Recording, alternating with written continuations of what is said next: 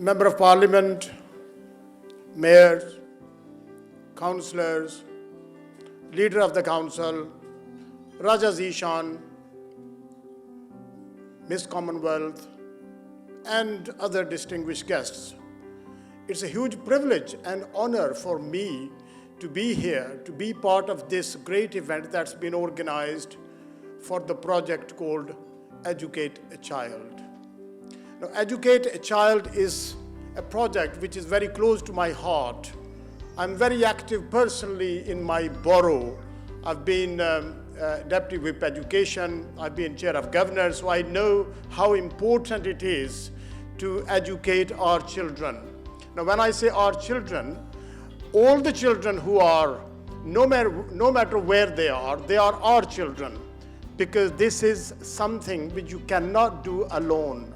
If you educate children here in this country, they will not be able to communicate, they will not be able to work with the children who will be in the other parts of the world if they are not at the same level.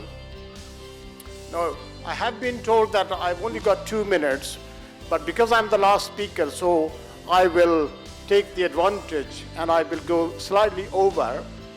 When it comes to education, Indian subcontinent has been divided into 4 parts, 4 periods.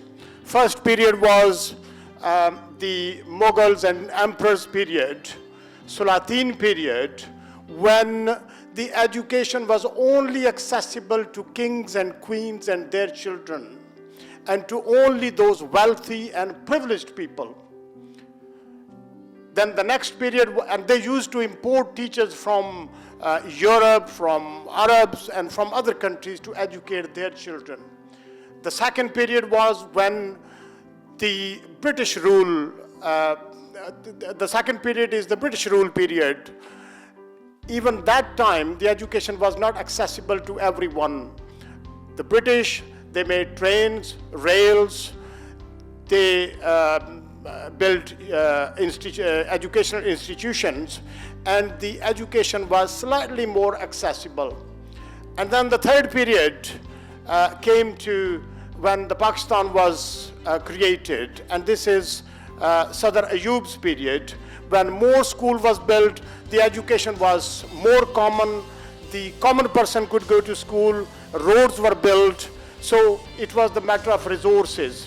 And the last period that I can remember is the Zulfikar Ali Bhutto's period, when the educational institutions were nationalized. The students were given power to travel without paying any cost, so they could then get education with less cost. What I mean by going through these 4 periods is that there's a direct link, and you can check these, whoever want to check these figures, there's a direct link between education and your financial circumstances. And this is why we are standing here today, asking for you to contribute, financially, so that those children who cannot get education can also have access to education. With this, I thank you very much, and I hope you will support this cause and you will support Teebah Foundation. Thank you.